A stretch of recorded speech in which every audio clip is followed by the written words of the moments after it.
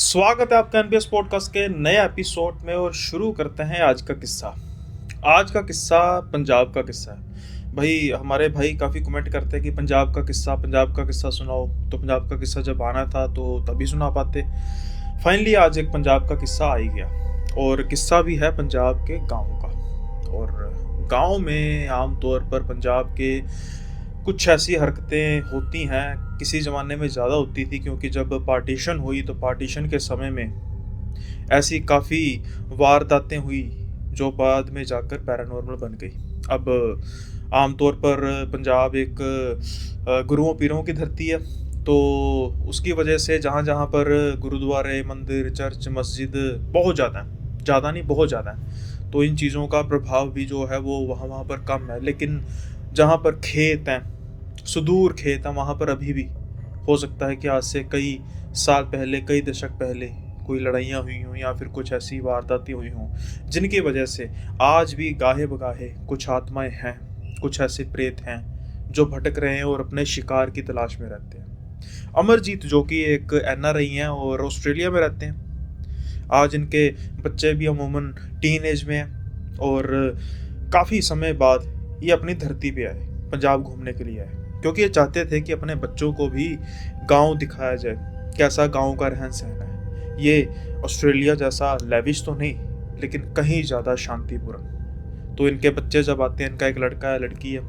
काफ़ी खुश होते हैं। वैसे इनको तो इस चीज़ की एक्सपेक्टेशन थी नहीं कि इतने खुश होंगे, लेकिन काफ़ी खुश होते हैं। ख़ास तौर पर जब लहराते हुए खेतों को देखते हैं, इनकी आँखों में तो अजब सी चमक छा जाती है। अब ये अपने दोस्त के घर जाते हैं, प्रताप सिंह के यहाँ। प्रताप सिंह जो कि इनके बचपन का दोस्त था, है आज भी। लेकिन जब इनके बच्चे नोटिस करते हैं कि प्रताप सिंह तो कुछ बोलते नहीं है, वो तो सिर्फ एक ही जगह पर टकटकी लगा के देखते हैं। और तो और उन्होंने ये भी बाद में नोटिस किया कि वो तो व्हील चेयर पर है, यानी कि वो चल भी नहीं पाते। अब इसके बारे में उस घर में तो इन्होंने पता करना नहीं था उनके सामने कि क्या हुआ। जब ये अपने पिता से पूछते हैं रास्ते में, तो पिताजी बात को टाल देते हैं। लेकिन कितनी देर तक टाल के रख सकते थे? आखिर सच तो कभी सामने आता ही आता, और जब कोई सच के इतना करीब हो, फिर तो कोई दो वजह है ही नहीं कि सच सामने ना आए। इसलिए फिर कितनी देर तक इस चीज़ को रोका जा सकता था। अब सिंह साहब अपने घर में आते हैं। जैसा कि मैंने कहा कि उन्होंने अपने बच्चों का ये सवाल तो टाल दिया था। लेकिन अब उनके बच्चे कहते हैं कि पापा अब देखिए बात ऐसी है कि सर्दियाँ जो हैं वो शुरू हो गई हैं, या कह सकते हैं कि अपने अरूज पर है सर्दियाँ। आपका घर अच्छा है लेकिन पक्का घर है। हमें चाहिए फीलिंग फार्म हाउस वाली। और आपके जो खेत हैं वहाँ पर हम गए थे तो वहाँ पर बम्बी वगैरह थी। बम्बी कहते हैं जो आमतौर पे डेरा कहते हैं जहाँ पर ट्यूबवेल लगा, तो उसको पंजाबी में बम्बी कहते हैं। तो हम चाहते हैं कि वहाँ पर हम बॉनफायर करें और थोड़ा सा एंजॉय करें। अब बॉनफायर की बात सुनते ही सिंह साहब तो सत्ते में आ गए। अब बॉनफायर के बारे में सुनकर कुछ उनको याद आया या फिर उस खेत के बारे में, ये तो आगे चलकर पता लगेगा। लेकिन उन्होंने स्ट्रेट फॉरवर्ड मना कर दिया।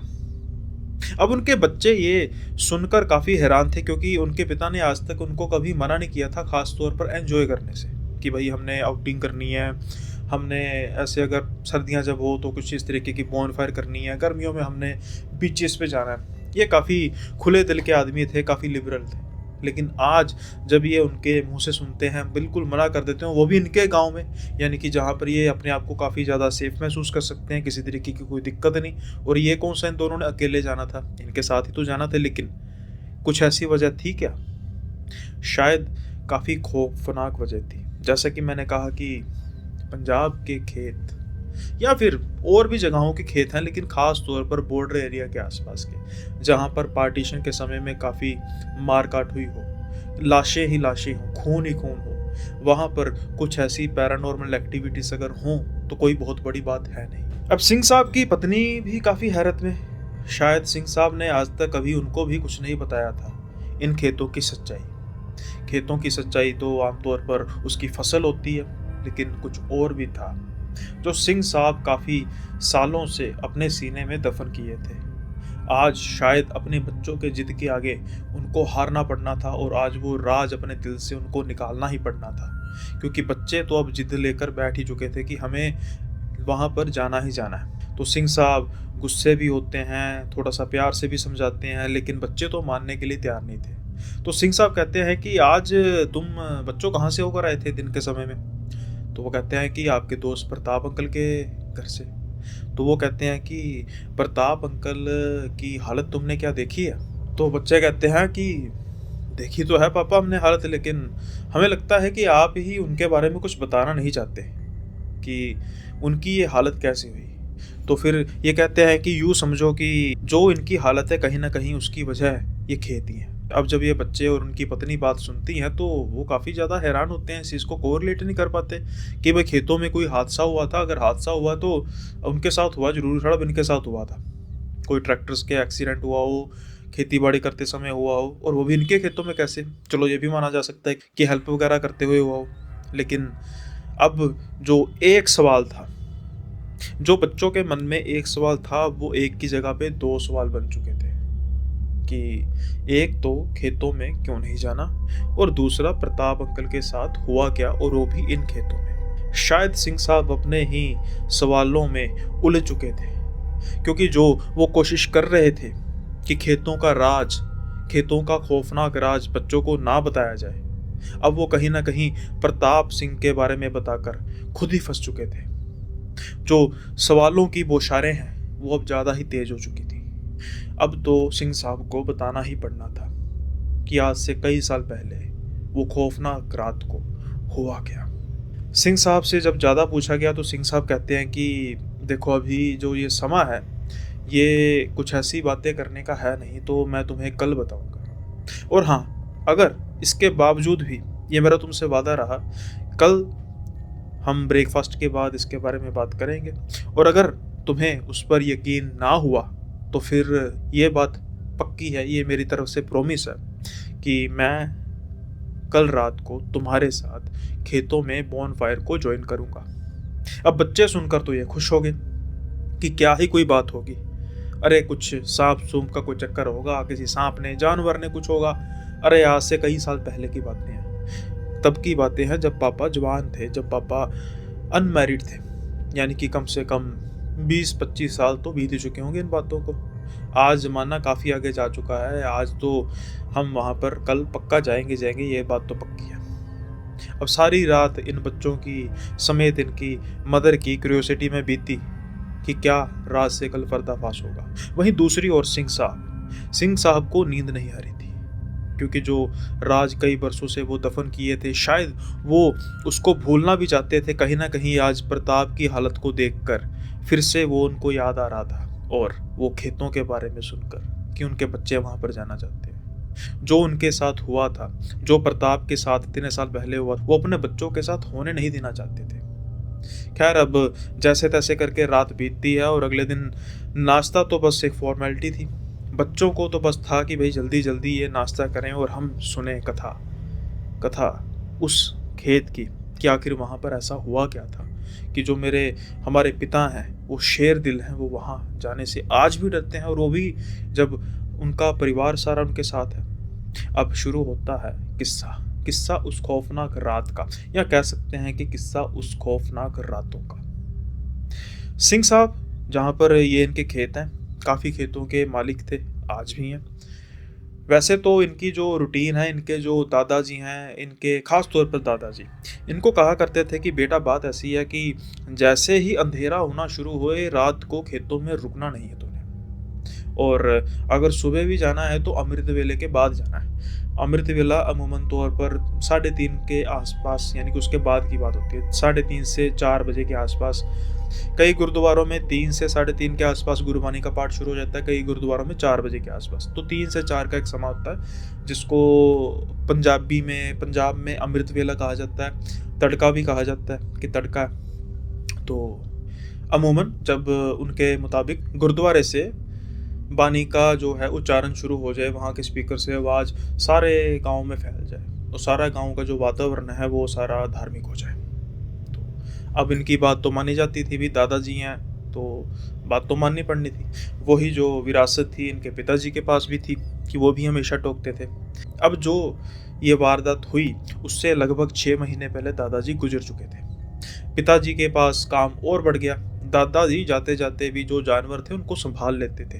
तो जानवरों का काम, उनको जो चारा वगैरह डालने का काम उनके ज़िम्मे था, तो वो जो काम था बढ़ चुका था अब इनके पिताजी के पास, तो नेचुरली तौर पर जो खेती का, जो खेतों का काम था इनकी तरफ ज़्यादा आ चुका था। अब जब ये गए दादाजी, गर्मियों के दिन थे, दिन बड़े होते थे। उसी रूटीन में करते-करते अब सर्दियाँ जब जानी आनी शुरू हुई तो ये काफ़ी ज़्यादा कोशिश करते थे कि जल्दी से जल्दी फ्री हो, और आम तौर पर ये सफल भी हो जाते थे उस काम में। लेकिन एक दिन ये हो ना पाया, और उस दिन बदकिस्मती से, इनकी बदकिस्मती से कि धुंध इतनी पड़ी हुई थी कि हाथ को हाथ ही नहीं दिख रहा था। बिल्कुल कोहरा छाया हुआ था। सूरज जल्दी ढल गया, या यूँ कहें कि कोहरे ने सूरज की रोशनी को जल्दी ही कवर कर लिया। अब ये अपने खेतों में उस समय थे जहाँ पर बकौल इनके पिता और इनके दादाजी, इनको वहाँ पर होना नहीं चाहिए था। कुछ तो उन्होंने महसूस किया होगा अपने जीवन में, शायद इसलिए तो वो इनको कहते थे। इनके दिमाग में भी ऐसी बातें थी, लेकिन इतनी खतरनाक हो जाएंगी ऐसे थी नहीं। अब जब ये सोचते हैं कि भाई समय तो बहुत ज़्यादा हो गया और रात का अंधेरा है और इतनी धुंध, यहाँ पर तो कोई है नहीं, ये चलना शुरू कर देते हैं अपने घर की तरफ। धीरे धीरे जा रहे थे, इनको किसी तरीके का कोई डर नहीं था, यहाँ कभी इसके बारे में सोचा ही नहीं था कि कुछ ऐसा हो सकता है। अब ये जब धीरे धीरे चल रहे हैं तो इनको कुछ महसूस हुआ। वो क्या महसूस हुआ कि इनकी गर्दन से किसी ने ऐसे हाथ फेरा। तो ये तो पहले हक्के बक्के रह गए कि भाई इतनी ठंड में, जहाँ पर किसी जानवर तक की आवाज़ नहीं आ रही, मेरे कदमों तक की आवाज़ इतनी ज़्यादा आ रही है जो मुझे ही डरा रही है, वहाँ पर मेरी गर्दन पर हाथ किसने फेरा। इनको लगा कि कहीं इनके दोस्त तो नहीं है जो इनका मजाक बनाने आए हैं, जो इनके साथ मजाक करने आए हैं। पुराने समय में प्रैंक तो कोई जानता नहीं था, लेकिन आज के समय की अगर हम भाषा की बात करें, प्रैंक करने तो नहीं आए। लेकिन अगर ऐसा होता तो भाई इतने कोहरे में उन्होंने मुझे कैसे ढूंढ लिया। इनके पास टॉर्च थी, इन्होंने फटाफट टॉर्च मारी, इधर उधर देखना शुरू किया, लेकिन कोई था नहीं। अंधेरा तो जैसे खौफ की तरह इधर उधर सारी तरफ फैला हुआ था। फिर ये एक दो बार आवाज़ भी लगाते हैं, ओ प्रताप, ओ रंजीत, तू तो नहीं है कहीं, लेकिन किसी की आवाज़ नहीं आती। अब ये थोड़ी सी आगे बढ़ते हैं तो इनके पेट के आसपास एक हाथ फिरता है। अब ये और अलर्ट हो जाते हैं कि भाई दोस्त तो नहीं है, लेकिन कोई लुटेरा तो नहीं है जिसको भी मैं सही तरीके से दिख नहीं रहा, और कहीं मौका पाकर वो मेरा कांड ही ना कर दे। वैसे तो मेरे पास कुछ है नहीं, लेकिन उसको क्या पता कि कुछ है कि नहीं। वो फिर से पंजाबी में थोड़ा सा गुस्से से कहते हैं, ओ प्रतापे रंजीते यार मजाक कर दे पे हो तो दसो यार, ये मजाक करने का टाइम नहीं है, घरे जाना है, जब लग गए हो तो चलो, मतलब कि अगर आसपास हो तो साथ में चलते हैं। कहीं ना कहीं तो इनको भी डर लग रहा था, लेकिन जो इनका शक था वो यकीन में नहीं बदल सका। उसका कारण है कि अभी ये इन्होंने बात कही ही थी कि इनको अपने आसपास पायलों की आवाज़ सुनाई देती है, और ये बात तो पक्की थी कि प्रताप और रंजीत तो पायल पहनने से रहे, और साथ के साथ ही एक हंसी सुनाई देती है उस कोहरे में, उस घने कोहरे में, जो इनको ऊपर से नीचे तक डराने के लिए काफ़ी थी। किसी औरत की हंसी इतने घने कोहरे में ये एक्सपेक्ट कर नहीं रहे थे। अब ये थोड़ी सी तेज तेज चलना शुरू करते हैं। फिर से एक दो बार इनको स्पर्श होता है, लेकिन अब ये किसी भी हालत में उस चीज़ का रिस्पॉन्स नहीं करना चाहते थे, और ना ही जानना चाहते थे कि कौन है। बस वो चाहते थे कि अपने घर ये पहुँचे किसी भी तरीके से। अब ये तेज तेज चलना शुरू होते हैं तो कुछ समय बाद ये महसूस करते हैं कि इनके कंधों पर काफ़ी ज़्यादा बोझ पड़ा हुआ है, और इनके बिल्कुल यहाँ पर पसलियों के आसपास कोई, जैसे होता है ना कंधों पर बैठकर एड़ियाँ मार रहा है, इस तरीके से एड़ियाँ को मारे जा रहा है। जैसे जैसे ये आगे चलने की कोशिश कर रहे हैं, वो भार इनको आगे चलने ही नहीं दे रहा। कुछ समय ये अपना पूरा जोर लगा कर चलते हैं, और जैसे जैसे ये आवाज़ उनको आती है, वैसे वैसे ही बैलों के छनकने की आवाज़ भी इनको आती है अपने बिल्कुल इस हिस्से के आसपास, कि जैसे कोई ऊपर कंधे पर बैठा है, नहीं बैठी है। जो अपनी एड़ियाँ इनके पसलियों की तरफ मार रही है, वो भी दर्द इनको कर रही हैं और साथ के साथ ही वो बैलों की आवाज़ भी। अब ये कुछ आगे जाते हैं, तो आगे इनको अपने दोस्त दिखाई देते हैं। नहीं, प्रताप और रंजीत नहीं, आगे कुछ कुत्तों का झुंड था, जिनको ये गाहे-बगाहे खाना खिलाते रहते थे।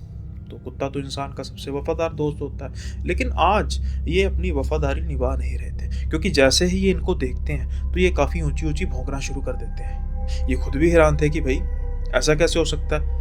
जिनको मैं रोज़ खाना खिलाता हूँ, जिनके पास से मैं रोज़ गुज़र के जाता हूँ, क्योंकि अब गाँव की दहलीज़ आ चुकी थी, तो हल्की-फुल्की इमारतें नज़र आनी शुरू हो चुकी थी। अब कुत्तों के हाव-भाव देखकर तो ये काफ़ी हैरान थे कि भई, एक तो मुझसे चला नहीं जा रहा, मैं तो सिर्फ़ कह सकते हो कि मैं तो रेंगने तक की हालात में आ चुका हूँ और ऊपर से ये कुत्ते मेरी तरफ देखकर इतना भौंक क्यों रहे हैं।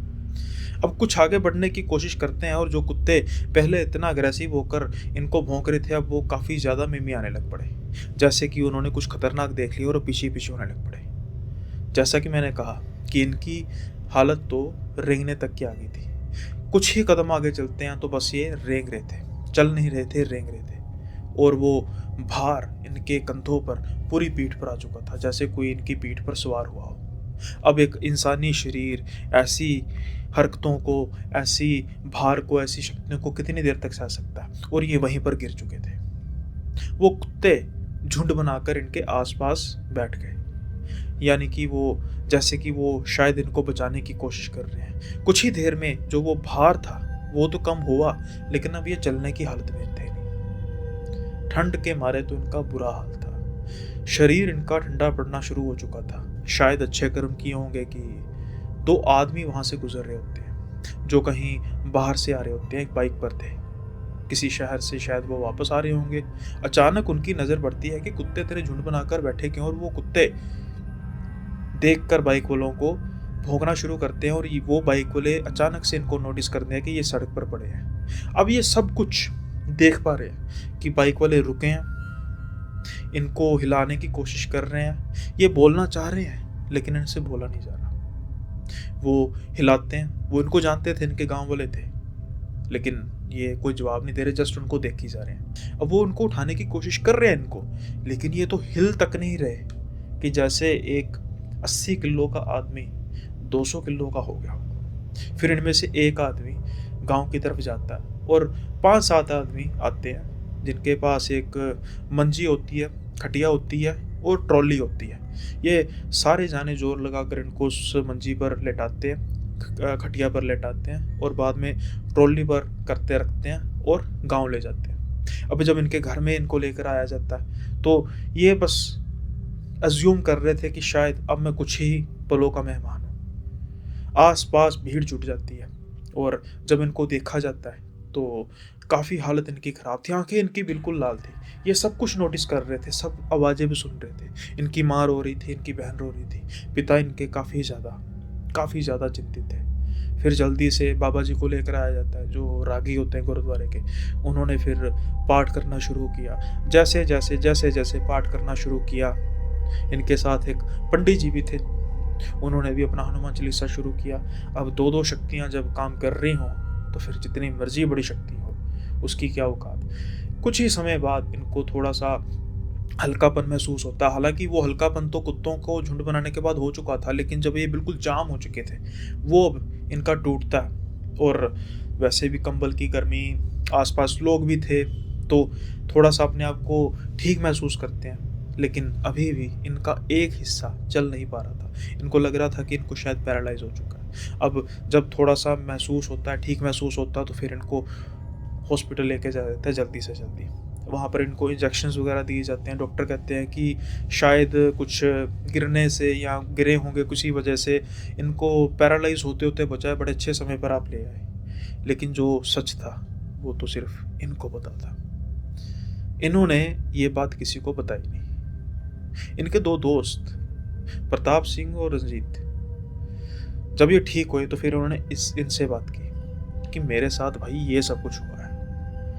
अब दोस्त तो दोस्त, अब कमीने ना हो तो फिर दोस्त कैसे? वो उड़ाते हैं इनका मजाक, अरे भाई तुझे तो वैसे ही सब ऐसे ही लगता है, अरे कौन तेरे ऊपर कंधों पर बैठी होगी, ऐसे ही मारी जा रहा है, कुछ खा पी तो नहीं लिया था, गिर गया होगा, पहले। कहता है यार तुझे पता ही है, मैंने कभी आज ज़िंदगी में आज तक ऐसा कुछ नहीं किया। पक्की बात है तूने दारू पी होगी। कहता है यार तुझे पता है मैं दारू पीता नहीं हूँ। लेकिन कोई इनकी बात माने तो तब ना। खैर प्रताप और रंजीत को इनकी बात माननी पड़ी, क्योंकि जो चीज़ इन्होंने अपने घर वालों को नहीं दिखाई थी फिर इनको दिखाई। वो इनके सामने अपनी शर्ट उतारनी शुरू करते हैं। जब ये शर्ट उतारते हैं तो देखते हैं कि यहाँ पर 2 निशान पड़े होते हैं। वैसे तो वो जख्म नहीं था, लेकिन लाल लाल निशान, अजीब से तरीके के, जैसे किसी ने अपनी एड़ियां मारी हो। आपको समझ तो लगी क्या होगा कि वो कौन थी। अब जब ये दोनों देखते हैं तो इनको भी चीज़ तो काफ़ी ज़्यादा अजीब लगती है कि भाई ये किसी भी तरह की कोई जख्म वगैरह तो लगता नहीं है। हो ना हो ये कोई ऐसी चीज़ है जिसको हम समझ नहीं पा रहे। अब फिर ये कहते हैं कि भाई बात सुन, चलो हंसी मजाक वाली बात तो अलग है, लेकिन बात ऐसी है कि अगर ऐसा कुछ है तो फिर हमें भी जो है वो इस चीज़ का पता लगाना चाहिए कि आखिर ऐसी चीज़ है क्या जिसने हमारे दोस्त पर वार किया। तो ये कहते हैं कि भाई अगर वो इंसान होती तो मैं ही काफ़ी था, लेकिन जो कुछ हुआ वो इंसानी चीज़ नहीं थी, इतना मुझे पता है। लेकिन इनके दोस्त तो मानने के लिए तैयार नहीं थे। जवानी का जोश था भाई, कहीं ना कहीं तो उतारना था। बस इनको लग रहा था कि हम डंडा लेकर जाएंगे, कृपान लेकर जाएंगे और जो भी सामने आएगा हम उस पर वार कर देंगे। लेकिन क्या ऐसा था? ये बहुत जल्दी इनको पता लगने वाला था, क्योंकि कुछ दिन के बाद अब ये प्रोग्राम बनाते हैं कि हम तेरे साथ खेतों में चलेंगे और रात के समय में हम देखेंगे कि किसने तुझ पर वार किया। ये इनको लाख समझाने की कोशिश करते हैं कि भाई रहने दो, जो हो गया सो हो गया, तुम्हारी छोड़ो। मुझे तो पहले दादाजी और पिताजी कहते थे कि भाई नहीं जाना, मैं तो पता नहीं अनजाने में बस मैं रह गया, लेकिन भाई जो हो गया सो हो गया, छोड़ दो। लेकिन प्रताप और रंजीत तो इनकी बात मानने के लिए तैयार ही नहीं थे। वो कहते हैं कि भाई हम तो तेरे साथ चलेंगे। जितना हो सके समझाने की कोशिश कर सकते थे, लेकिन हर एक इंसान की एक लिमिट होती है। तो ठीक है, प्रोग्राम बना कि भाई हम चलेंगे। अब बदकिस्मती देखो कि जिस दिन का प्रोग्राम इन्होंने बनाया उस दिन भी घना कोहरा था। ये खेतों में अपना काम करते हैं, अपने इनके दोस्त भी काम करते हैं, प्रताप सिंह और रंजीत सिंह भी। और उसके बाद फिर से वही मंजर शुरू। रात होती है, घना कोहरा, इनके हाथ में डंडे थे और टॉर्च थी। डंडों से भी क्या प्रेत भागते हैं, खास तौर पर प्रेत नहीं, ये इनको लगता था। लेकिन अब ये जब रात होती है, कुछ समय ज़्यादा हो जाता है और कुछ इनको फील होता नहीं है, तो ये कहते हैं कि भाई ठीक है अब हम चलते हैं। वो तेरा जो भी होगा, पता नहीं क्या हुआ, लेकिन आज तो कुछ नहीं हुआ। अब जब ये चलना शुरू होते हैं, ऐसी बातें करते जा रहे थे प्रताप और रंजीत, बस थोड़ा बहुत मखौल भी उड़ा रहे थे, लेकिन उन दोनों की आवाज़ एकदम से रुक जाती है उनके गलों के अंदर ही, क्योंकि एक आवाज़ ये चीज़ को सच करने के लिए काफ़ी थी कि जो ये कह रहे थे वो बिल्कुल सही था। अचानक से पायलों के छनकने की आवाज़ आती है और एक अजीब सी हंसी, जो शायद प्रताप और रंजीत की बातों का मजाक उड़ा रही थी। ये बिल्कुल तीनों जो जुड़ जुड़ के चल रहे थे, ये तीनों एक दूसरे की शक्ल देखते हैं। सिंह साहब इनकी तरफ देखकर कहते हैं कि ले लिया स्वाद, आ गया नज़ारा, हूँ चलना नहीं है दौड़ना है। मतलब कि अब मज़ा आ गया, जो ढूंढ रहे थे मिल गया, अब भागो। लेकिन क्या जो वो प्रेतनी थी वो इनको भागने देती? सिंह साहब तो एक बार शिकार बनते बनते बचे, सबसे ज़्यादा स्पीड भी उनकी थी, लेकिन आज उनका शिकार था प्रताप। तो ये दोनों आगे आगे भाग रहे थे, लेकिन प्रताप से भागा नहीं जा रहा था। और प्रताप कह रहा था यार मुझसे भागा नहीं जा रहा, मेरे कंधों पर ऐसा लगता कोई बैठा हुआ है और यहाँ पर मेरे दर्द हो जा रही है और पता नहीं मेरे आसपास क्यों पायलों की आवाज़ आ रही है। ठीक वैसा ही जो सिंह साहब के साथ हुआ था। अब जब सिंह साहब ने ये बात देखी सुनी तो वो रुक गए अपने दोस्त के लिए। अब ये दोनों अपने दोस्त को लेके जा रहे हैं, लेकिन एक एक कदम इनके लिए भारी होता जा रहा है। जैसे जैसे ये आगे बढ़ते जा रहे हैं, वैसे वैसे ही प्रताप जैसे अपने शरीर से अपने प्राण छोड़ता जा रहा है। उसकी आवाज़ धीमी होती जा रही है। वो जितना बोल सकता था बस इतना ही कहता जा रहा था कि यार मुझसे चला नहीं जा रहा, मुझे लग रहा है कि मैं नहीं बचूंगा, पता नहीं मेरे कंधों पर कौन बैठा है, यार मुझे पायलों की आवाज़ आ रही, तुम्हें नहीं आ रही क्या? उनको नहीं आ रही थी। और जब वो गांव की दहलीज पर पहुंचते हैं तो कुत्ते आज तो ज़्यादा ही देखकर भौंक रहे थे, प्रताप की तरफ खास तौर पर। शायद उन्हें फिर वो नज़र आ रही थी जो उनको कुछ दिन पहले सिंह साहब के कंधों पर नजर आ रही थी। अब इनमें से एक दोस्त भागा भागा गांव में जाता है और लोगों को इकट्ठा करके लेकर आता है। अब आनन फानन में प्रताप सिंह को लेकर जाया जाता है हॉस्पिटल में। लेकिन प्रताप सिंह की किस्मत शायद सिंह साहब जितनी अच्छी नहीं थी। प्रताप सिंह बच तो गया, लेकिन तब से लेकर आज तक इसका हाल वही है जो सिंह साहब के बच्चों ने कल देखा था। बस वो टकटकी लगाकर एक जगह देखी जाता है। अब क्या सिंह साहब के बच्चे ही विश्वास कर पा रहे थे? उनको ये कहानी मानो तो सच्ची भी लग रही थी क्योंकि उनका पिता बता रहा है, मानो तो झूठी भी लग रही थी कि पता नहीं किन दकियानूसी बातों की बात की जा रही है। लेकिन बात करते करते सिंह साहब अपनी शर्ट को साइड पे करते हैं और वो निशान दिखाते हैं जो आज भी उनके शरीर पर थे। आज उनकी पत्नी को भी उन निशानों का राज पता लगा, जो शायद कभी उनसे उन्होंने पूछा हो लेकिन कभी बताया ना हो। लेकिन आज खुद ब खुद इस किस्से के जरिए उनको इन निशानों का राज पता लग गया। जब इनके बच्चों ने वो निशान देखे तो वो हक्के बक्के रह गए, मानो कि वो विश्वास तो नहीं करना चाहते लेकिन सामने लाइव प्रूफ भी तो है। अब सिंह साहब कहते हैं कि चलो आज फिर हम चलते हैं प्रताप अंकल के घर। शायद अभी वो प्रूफ की वेरिफिकेशन करना चाहते थे। ये बच्चे प्रताप सिंह जी के घर जाते हैं। प्रताप वैसे ही व्हीलचेयर पर बैठे होते हैं। सिंह साहब थोड़ी देर बातें करते हैं, फिर वो उनकी शर्ट उतारते हैं और वहां पर भी सेम वही निशान थे जो प्रताप को भी उस प्रेतनी ने दिए थे, इनको भी उस प्रेतनी ने दिए थे। इसके बाद फिर प्रताप सिंह जी कहते हैं कि हुण जाना जे खेतां विच बालनियां जे लकड़ियां उत्थे, मतलब कि करना बोन फायर। देख लो भाई, तुम्हारा रिस्क है। मैं नहीं चाहता कि जो घाव हमें पड़े और जिसका दंश आज भी हम पर है वो तुम्हें भी पड़े। बच्चे अब स्पीचलेस थे।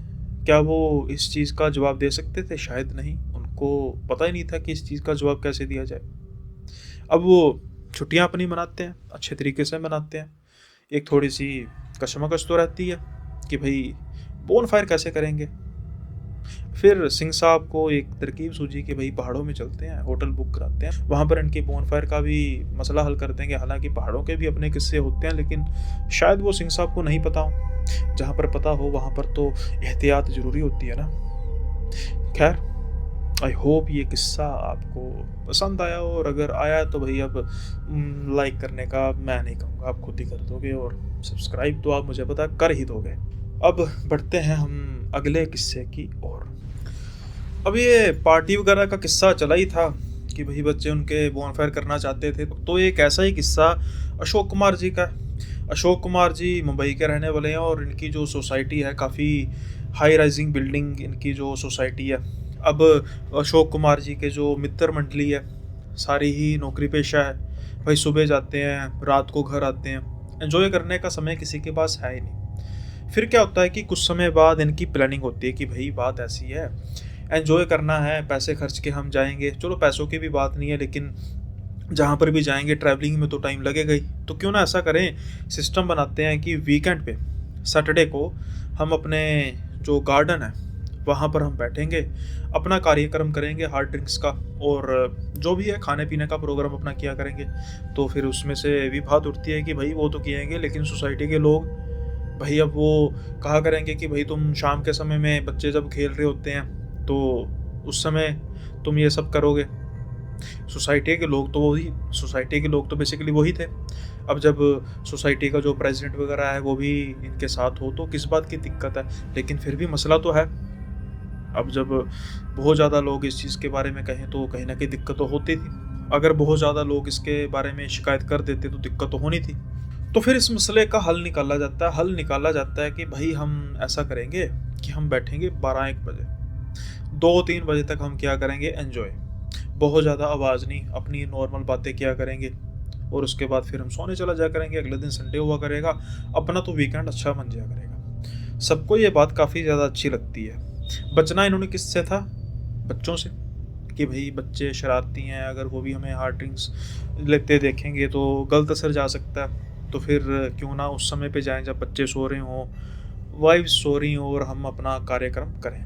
इनको शायद ये पता नहीं था कि जिस बच्चों से ये बचने की कोशिश कर रहे हैं, अगर ये बता दिया तो फिर मजा क्या रहेगा किस्से में।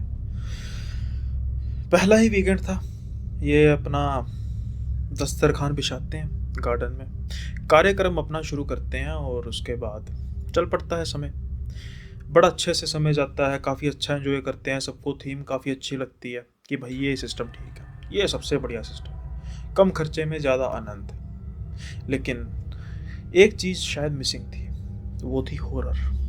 हॉरर ना हो तो फिर गैदरिंग का मज़ा ही क्या यारों दोस्तों की। लेकिन वो हॉरर अगर प्रैक्टिकल हो जाए तो इनके साथ प्रैक्टिकल ही होने वाला था, अशोक कुमार जी के साथ खास तौर पर। अब ये सारा जब समय होता है तकरीबन 2:30-3 बजे के आसपास का समय होता है, 11 बजे के आसपास ही बैठे थे, तो ये सारा जब समेटते हैं अपना जो भी कार्यक्रम था और चलने के लिए तैयार होते हैं, अशोक कुमार जी सबसे आगे थे। वो क्या देखते हैं कि एक बच्चा इनको बड़े अजीब से तरह से देखे जा रहा है और उम्र भी उसकी कुछ ज़्यादा नहीं, 5-6 के बीच बीच में, बड़ा मासूम सा बच्चा, लेकिन थोड़ा सा अजीब। आंखों के सामने उसके, आंखों के आगे उसके डार्क सर्कल। इतनी कम उम्र में तो डार्क सर्कल होते ही नहीं है, कोई rare of the rarest case हो तो। शायद बहुत ज़्यादा रोया होगा या क्या कुछ इसके साथ हुआ है। लेकिन सबसे बड़ी बात कि तकरीबन तकरीबन अशोक कुमार और उनकी मित्र मंडली को तकरीबन पता ही था कि कौन मतलब सारा सोसाइटी में है।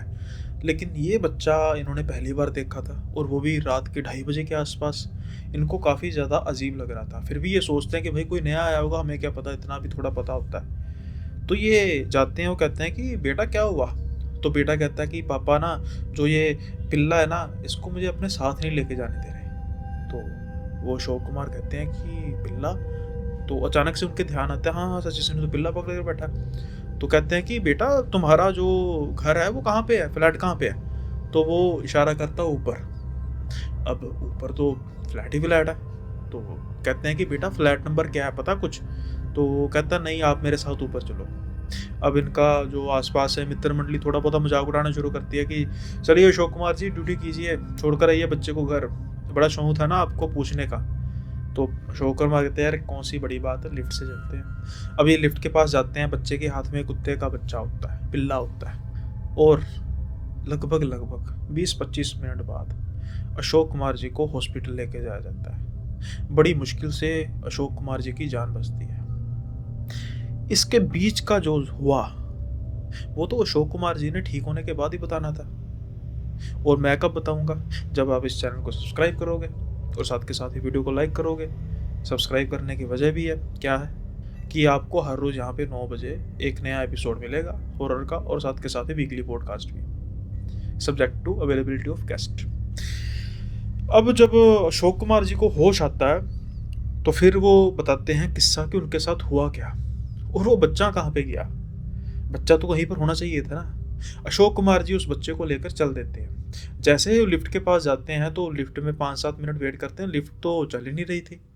अब वो बच्चा कहता है कि ऊपर। अब ऊपर कितने फ्लोर होंगे अशोक कुमार जी को पता नहीं।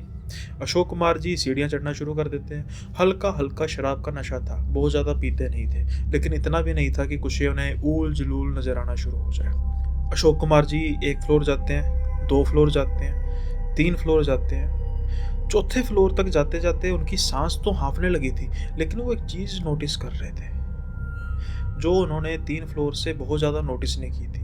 लेकिन अब वो नोटिस कर रहे थे कि जब कोई इंसान सीढ़ियाँ चढ़ता है, उसका जैसे एग्जाम्पल के तौर पे परछामा है, वो भी सीढ़ियाँ चढ़ रहा होगा हिल के, उनका परछामा की रिफ्लेक्शन तो सीढ़ियाँ चढ़ रही थी, लेकिन उस बच्चे की रिफ्लेक्शन सीढ़ियाँ नहीं चढ़ रही थी, वो तो जस्ट वैसे लेविटेट करके ऊपर जा रही थी।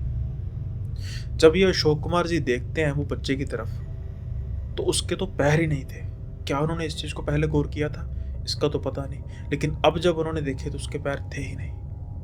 और जैसे ही उन्होंने बच्चे की शक्ल की तरफ देखा तो वो बड़े अजीब से तरीके से मुस्कुरा रहा था और कह रहा था मुझे मेरे घर तक छोड़ के आओ अंकल।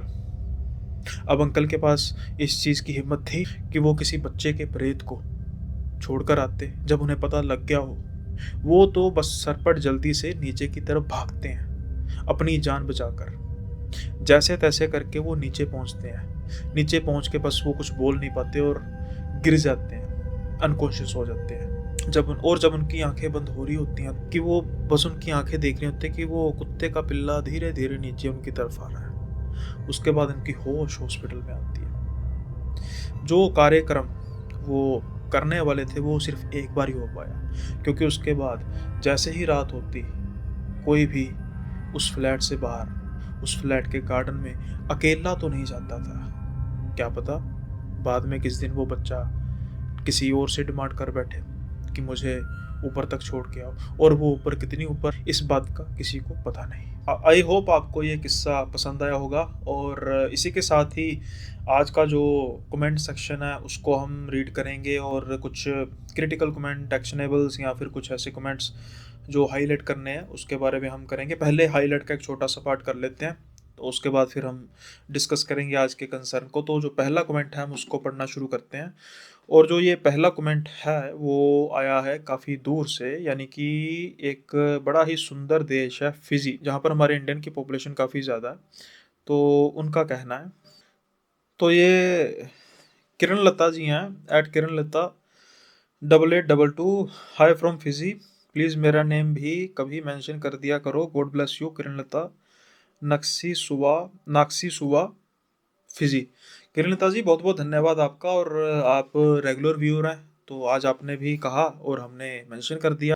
आई होप आपको कंटेंट पसंद आता होगा, और आप अपने जानने वालों के साथ भी इसको शेयर करती होंगी। ऐसे ही आप देखते रहिए कंटेंट को, और लाइक कमेंट शेयर करते रहिएगा, वैसे कहने की ज़रूरत तो थी नहीं।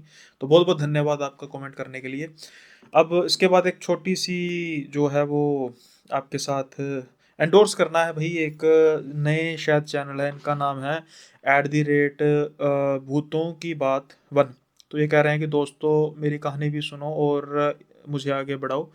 तो आप इनका चैनल भी गो थ्रू कर सकते हो, और अगर आपको ठीक लगे कंटेंट तो ज़रूर भाई का भी देखिए भाई, सबको आगे बढ़ने का मौका मिलना चाहिए, है ना। तो ठीक लगे तो देख लेना भाई, मैं मेरा जो काम था मैंने कर दिया। इसके बाद अब हम चलते हैं क्रिटिकल कमेंट की तरफ। तो ये कमेंट थोड़ा सा ना मल्टीपल जो कंसर्न है उसको मैं एक में कर दूंगा, नाम हालांकि सभी भाइयों को लूँगा। तो जो पहला कमेंट है वो भेजा है हमें अ, बब्बू सिंह 8211। तो रेगुलर व्यूअर है, ये कहते हैं कि ब्रो अपना पेटीएम नंबर दे दो जितना हो सकेगा, थोड़े हेल्प करेगा। ਆਪਾਂ ਸਾਰੇ ਰਲ ਮਿਲ ਕੇ ਤੁਹਾਨੂੰ स्टार बना देना भाई, सानू हेल्प करन दा मौका जरूर दियो। बब्बू सिंह जी बहुत बहुत धन्यवाद आपका, आपने इतना सोचा, और बना देना नहीं, आप बना रहे हो धीरे धीरे, ये प्रोसेस में है। और देखिए भाई, फ्रैंकली स्पीकिंग मैं ये चीज़ को प्रमोट नहीं करता कि मुझे in term of monetary, direct monetary में कोई ऐसे हेल्प करे, क्योंकि यार हेल्प से कभी भी कोई इंसान सफल नहीं होता, सफल होता है ट्रांजैक्शन से। फ्रैंकली स्पीकिंग देखो, जितना मेरा एक्सपीरियंस है, अगर मैं किसी से उधार लूँगा ना, उन पैसों का मैं कुछ वो नहीं कर पाऊँगा, मतलब प्रोडक्टिव नहीं कर पाऊँगा, या कोई पैसे मुझे वैसे ही दे देगा, क्योंकि वो पैसे ना, उन पैसों में डेडिकेशन नहीं है। आपकी मेहनत की कमाई है, लेकिन वो मेरी मेहनत की कमाई नहीं है। तो इतनी खून पसीने से कमाई हुई कमाई को मैं लूँगा तो मेरे लिए वो डोनेशन है, मैं जाया नहीं करना चाहता। बड़े मीन्स हैं इनको करने के। मेरे यूट्यूब चैनल देखो, ऑर्गेनाइज मैनर में यूट्यूब ने कितने मौके दिए हैं, तो उसी मौक़ों से आप कर सकते हो तो बढ़िया, जैसे जिससे आपको भी फ़ायदा हो, ना ही सिर्फ मुझे हो। जैसे आप चाहें तो मेंबरशिप ले सकते हैं, मैं उसका लिंक दे दूँगा डिस्क्रिप्शन में। और देखिए उसका फ़ायदा भी आपको, आप उसमें मैंने जैसा कमिट किया है कि जो मेंबर हुआ करेंगे उनको मैं मंथली 1 या 2 एपिसोड होंगे जो सिर्फ मेंबर ओनली हुआ करेंगे।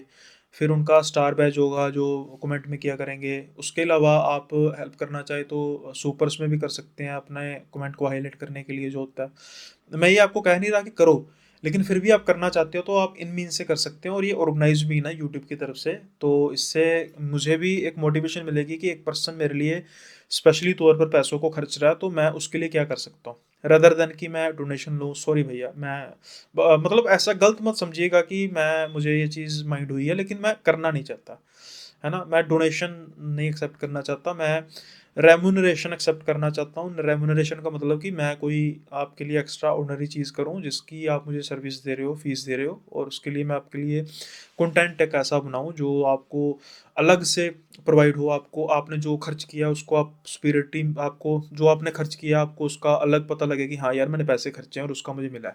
तो आप चाहें अपने दोस्तों के साथ अपने आप और अपने दोस्त जो भी हैं, आप मेंबरशिप ले सकते हैं। सस्ती सी मेंबरशिप है, 89 रुपीज़ पर मंथ। क्या होता है, 100 रुपये का बर्गर आ जाता है महीने का, एक दिन का, अगर एक दिन में खाना हो तो, है ना? तो आई होप अगर आप करना चाहते हो, मैं किसी को ये कह नहीं रहा कि करो, फिर भी आप करना चाहते हो तो इसी के साथ एक मिलता जुलता और भी कमेंट था भाई का। ये ये @अविनाश रथ 9263 है, ये भी हमारे रेगुलर व्यूअर हैं, और ये कहते हैं कि ज्वाइन नहीं करना है वो तकलीफ की बात है, प्लीज़ गिव यूपीआई आईडी और फ़ोन पे नंबर। सॉरी भाई, आई थिंक आपको जवाब मिल चुका होगा। नहीं, मैं नहीं करूँगा वो गेमिंग में होता है, गेमिंग चैनल में ये चीज़ काम करती है। वो भी था मेरा कभी गेमिंग चैनल, उसको मैं रिवाइव करूँगा फिर कभी, जैसे जैसे ये बड़ा होता जाएगा, तो जहाँ की जो ऑडियंस गेमिंग को पसंद करती है। वैसे आप में से कौन गेमिंग पसंद करता है तो कमेंट बॉक्स में वो भी लिख सकते हो, तो उसको भी देखते हैं रिवाइव करके अगर होगा तो।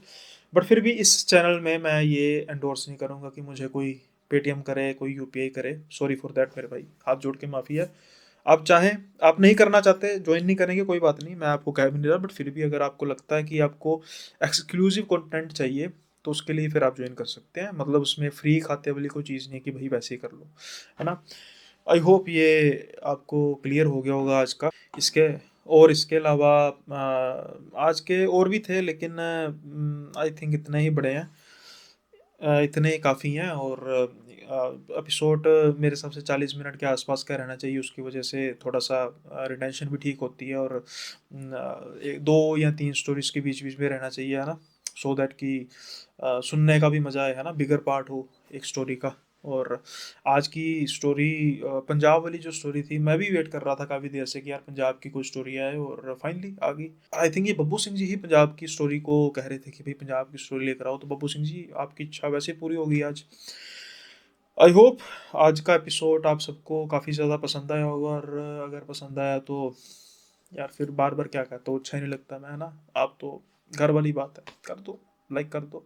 न्यू व्यूअर है, न्यू व्यूअर्स हैं वो सब्सक्राइब कर दो। इतने रिटर्निंग व्यूज़ आते हैं, सब्सक्रिप्शन इतनी कम होती है, फिर आप कहते हो कि भाई बार बार कहता हूँ।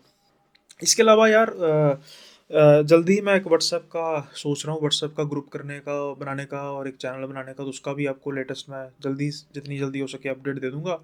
इसके अलावा जो आप चाहते हैं कि कहानियाँ आप नरेट करना चाहते हैं, एक दो व्यूअर्स हैं वो उन्होंने कमेंट सेक्शन में लिखा था, तो इंस्टा पे भेज दो, आप भेज सकते हो तो ईमेल पे भेज दो, नहीं तो कुछ दिनों में मैं यू अपना व्हाट्सएप का नंबर करने ही वाला हूँ, है ना? पब्लिश करने वाला हूँ, तो उसमें फिर देख लेंगे, है ना? जैसा आपको कन्वीनियंट लगेगा इजी वे में। फिर भी अगर आपको भेजनी है ईमेल में या फिर इंस्टा में, तो जो ये फ्लैश हो रही है ईमेल आईडी इंस्टा, आप इस पे जाके जल्दी से मुझे भेज दीजिए। और काफ़ी अच्छी अच्छी स्टोरीज भी आ रही हैं, लेकिन कंटेंट की रेगुलर जो है वो डिमांड पूरा करने में थोड़ी सी, उस हिसाब से थोड़ी सी कम है, तो मुझे चाहिए ज़्यादा स्टोरीज, ताकि मैं उनको अच्छे तरीके से एलेबोरेट करके आपके सामने पेश कर सकूं। तो आज का जो एपिसोड है उसको यहीं पर विराम देते हैं। अब जल्दी से मिलेंगे आपसे अगले एपिसोड में, तब तक के लिए बाय बाय, अपना ख्याल रखिएगा।